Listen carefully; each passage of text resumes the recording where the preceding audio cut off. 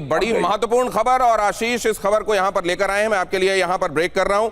यहां यह बताया जा रहा है कि यूनाइटेड स्टेट्स की तरफ से एक वीआईपी एयरफोर्स बोइंग C-40B, जिसका टेल साइन और कॉल साइन भी बताया जा रहा है, वो क्विक स्टॉप करता है इस्लामाबाद में amid high stakes US Iran peace talks. लेकिन उधर ईरान की तरफ उसके आसमान में किसी तरह की कोई मूवमेंट किसी एयरक्राफ्ट की नहीं दिखाई दे रही। आशीष क्विकली आइए जरा, ये यहां पर आपने दिखाया है, ये जो आपने बताया है, इसका सिग्निफिकेंस क्या है? हाँ एग्जैक्टली, ये जो सैम 033 ये कॉल साइन आपको दिखाई दे रहा है, ये यूएस एयरफोर्स का एक वीआईपी एयरक्राफ्ट है। ये इस्लामाबाद में एक क्विक स्टॉप करता है। लेकिन उससे बड़ी बात यह है कि कौन नहीं मूव कर रहा है। इस पूरे एयर स्पेस में आपको दिखाई देगा ईरान से पाकिस्तान की तरफ कोई air movement, public air movement नहीं है। और एग्जैक्टली मैं आपको बता दूं, ईरानियन, ये देखिए ये ईरान है, ये ईरान, यहाँ पर ईरान आपको दिखाई दे रहा है, इधर से कोई मूवमेंट दिखाई नहीं दे रही। और ये लेकिन यहाँ पर ये लैंड करता है यहाँ पर। और अगर मीटिंग के लिए वहां पर पाकिस्तान में पहुंचना है तो जाहिर सी बात है अभी कोई किसी तरह की मूवमेंट तो दिखाई देनी चाहिए, या फिर किसी तरह का रजिस्ट्रेशन या फिर टेक ऑफ प्लानिंग होनी चाहिए। ये बिल्कुल भी नहीं दिखाई दे रहा है। पाकिस्तान के लिए अच्छी खबर नहीं। तो ये क्या आप ये कहना चाह रहे हैं कि पाकिस्तान हो सकता है ईरान की तरफ से कोई डेलीगेट पहुंचे ही नहीं? क्या यह संभावना भी है जनरल दत्ता? और क्या इसी के इशारे हैं इसमें?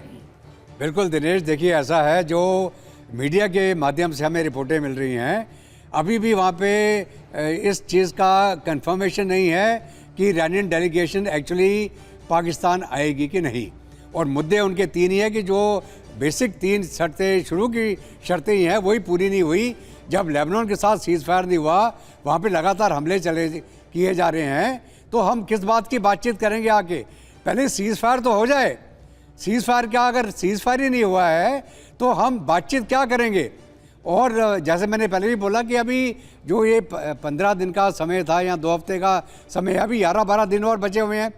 तो अगर ये सीज फायर हो जाए, उसके बाद ही कोई नेगोशिएशन की बात चालू होगी। और अभी खबर आ रही है सर, 14 अप्रैल को इजराइल और लेबनान के रिप्रेजेंटेटिव्स के बीच में सीधी बातचीत होने वाली है। 14 तारीख, मतलब क्या तब तक अभी जो एम्बिशंस लेकर इजराइल चल रहा होगा उसके हमले जारी रहेंगे, और उतना वो कर चुकेगा जितना उसको करना चाहिए। अगली खबर की तरफ ले चलता हूं आपको। इस्लामाबाद वार्ता को लेकर सस्पेंस और बढ़ गया है। पाकिस्तान वार्ता पर ईरान का यू टर्न, पाकिस्तान नहीं जाएगा ईरानी डेलीगेशन। तेहरान ने कहा लेबनान पर हमले तक वार्ता नहीं होगी। ईरान का कहना है ईरानी उपराष्ट्रपति का वार्ता में शामिल होने का दावा।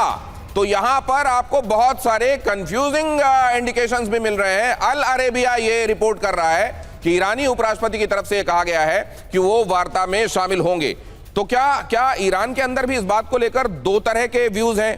कुछ ये मान रहे हैं कि शामिल होना चाहिए, और कुछ ये मान रहे हैं कि शामिल नहीं होना चाहिए। और जो कह रहे हैं कि शामिल तब तक नहीं होना चाहिए जब तक लेबनान पर हमले रुक नहीं जाते, उनकी संख्या क्या ज्यादा है? और आखिरकार वही भारी पड़ेंगे क्या? अब जरा देखिए, सीज फायर टिकेगा या टूटेगा? ट्रंप की धमकी क्या है सामने? ट्रंप ने यह कह दिया है कि अगर डील नहीं की गई तो दर्दनाक होगा जो अंजाम होगा।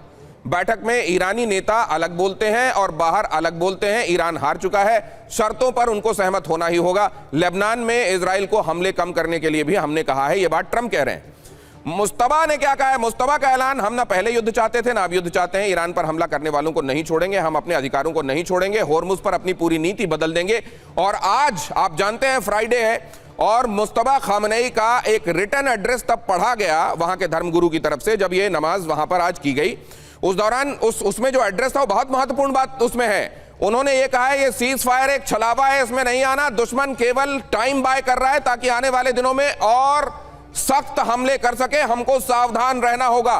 तो इस डिस्ट्रस्ट के आलम में ये एक बहुत बड़ा, ये जो बात कही गई है आशीष, ये बहुत महत्वपूर्ण है। अगर मुस्तफा खामनेई ने आज ये मैसेज भेजा जिसको वहां पढ़ा गया है ईरानी जनता के सामने नमाज के बाद, कि ये केवल छलावा है और इसके चक्कर में नहीं आना, तब तो ये अपने आप स्पष्ट हो जाता है कि होने क्या वाला है आगे।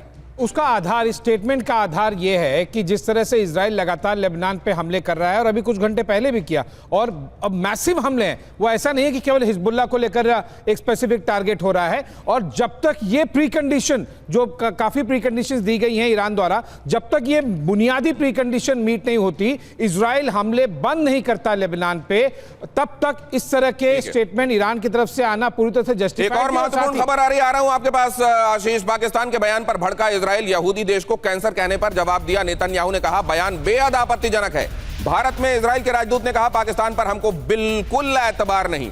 अब इतने ज्यादा डिस्ट्रस्ट के बीच में ये बातचीत कहां पहुंचेगी? पाकिस्तान पर भड़का इजराइल। अगली खबर देखिए, आप जरा ये देखिए पाकिस्तान पर किस तरीके से इजराइल भड़का है जब यह कह दिया गया कि ये तो कैंसर मुल्क है। यह बहुत महत्वपूर्ण है। देखिए, इस दौरान जब आप एक बहुत महत्वपूर्ण हाई स्टेक वार्ता को, अगर आपके पास इतिहास ने एक मौका दिया है कि आप इसको फैसिलिटेटर बने, इसमें मीडिएटर बने और इसको आखिर तक एक कंक्लूसिव, ऐसे पॉजिटिव कंक्लूजन तक ले जाएं कि दुनिया आपको याद रखे, लेकिन वही Pakistan double cross, triple cross, उसमें क्या हो जाता है जरा देखिए।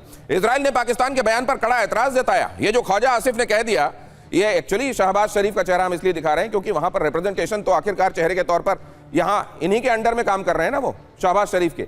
तो जब ये कह दिया गया ख्वाजा आसिफ की तरफ से, बाद में ट्वीट डिलीट जरूर हुआ लेकिन तब तक तो अपना काम कर चुका था। पाकिस्तान के मिटा देने वाले बयान को निंदनीय बताया है इजराइल ने कहा पाकिस्तान मध्यस्थता के काबिल ही नहीं है। और एक चीज समझ लीजिए आप, कहा तो यह भी जाता है अमेरिका नहीं चाहता था युद्ध में आना, लेकिन होता वो है जो इजराइल चाहता है। और अगर ऐसा है तो इजराइल क्या सोच रहा है आप देख लीजिए, और ऐसे में वार्ता का क्या होगा यह भी अंदाजा लगा लीजिए। दुनिया की सबसे बड़ी समस्या तो खुद पाकिस्तान है। वो क्या समस्या दूर कराएगा, वो सॉल्यूशन क्या लेकर आएगा जो खुद सबसे बड़ी समस्या है, यह कहना है इजराइल का। तो क्या ख्वाजा आसिफ की तरफ से अभी वो बयान आना आवश्यक था? हर जगह का एक टेम्परामेंट होता है, हर जगह का देश काल परिस्थिति देखकर आपको बात करनी होती है। यही हमारे पुरखों ने हमको सिखाया है, लेकिन पाकिस्तान क्या वो नहीं कर रहा है? ये एक बहुत बड़ा सवाल है। आगे देखिए जरा, वेंस रवाना, यहां जेडी वांस रवाना हो गए, लेकिन ईरान पर सस्पेंस बरकरार है। अभी हमने आपको दिखाया वहां से कोई मूवमेंट, एयर मूवमेंट नहीं दिखाई दे रही है। हंगरी से पाकिस्तान रवाना हुए वेंस, फ्लाइट रडार डेटा में ईरानी मूवमेंट नहीं दिखाई दे रही है, जो हमने आपको अभी बताया। आप जरा ये भी देखिए, शांति वार्ता पर सस्पेंस क्यों है, संशय क्यों है? ईरान को लेकर अमेरिकी प्रशासन के भीतर भी मतभेद है। खुद अमेरिकी प्रशासन में किसी एक चीज को लेकर एक जैसा मत नहीं है। एक गुट ईरान में सैन्य अभियान जारी रखने पर जोर दे रहा है, रूबियो और वेंस जैसे लोग सीज फायर पर जोर दे रहे हैं। इजराइल जब तक तनाव कम नहीं करेगा व्यापक समझौते का कोई भरोसा नहीं है। अमेरिका में एक गुट चाहता है कि ईरान के साथ कोई कूटनीतिक वार्ता ना हो। सूत्रों के मुताबिक इजराइल अभी लेबनान में 2 से 5 दिन तक हमले जारी रख सकता है। ईरान ने साफ कहा है लेबनान में सीज फायर हो तभी शांति वार्ता में शामिल होंगे। अब जरा यह भी देखिए, यूनाइटेड स्टेट्स और ईरान वार्ता में ये जो विवादित मुद्दे हैं जिन पर बात फंसेगी, एक तो बातचीत होगी या नहीं, अभी इसी पर सस्पेंस है।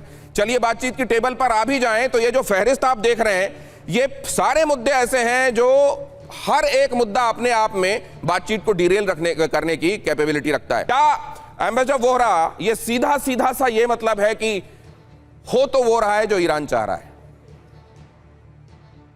आपने बहुत अच्छा विश्लेषण किया है। अमेरिका शायद अपने इतिहास में पिछले 50 साल में इतना आइसोलेटेड, इतना अकेला मैंने नहीं देखा। मैं तो रहा हूं वहां पर कई साल, जो अब हम देख रहे हैं, क्योंकि उनके साथ इस वक्त कोई नहीं खड़ा है। इजराइल के साथ भी उनकी वो दोस्ती अब लगता है कुछ हद तक कमजोर हो गई है, क्योंकि उन्होंने सीज फायर अग्री कर लिया था, जबकि इजराइल के ऊपर बराबर हमले होते रहे। सीज फायर के बाद भी हमले होते रहे। इजराइल भिड़ रहा है हिजबुल्लाह के साथ। एक कंडीशन ईरान कह रहा है हिजबुल्लाह को टोकना बंद करो। तो इजराइल भी कुछ हद तक ये समझ गया है कि मुझे अकेला लड़ना पड़ेगा, किसी टाइम पे डोनाल्ड ट्रंप पीछे हट सकते हैं। सर, मैं तो एक सवाल आपकी तरफ से फिर से लेकर जाना चाह रहा था इरशाद भाई के पास, लेकिन फिर वो सरप्राइज वाली बात कह देंगे, इसलिए आज देख ही लेते हैं क्या सरप्राइज होती है। आज फिलहाल इस चर्चा को यहीं विराम देता हूं।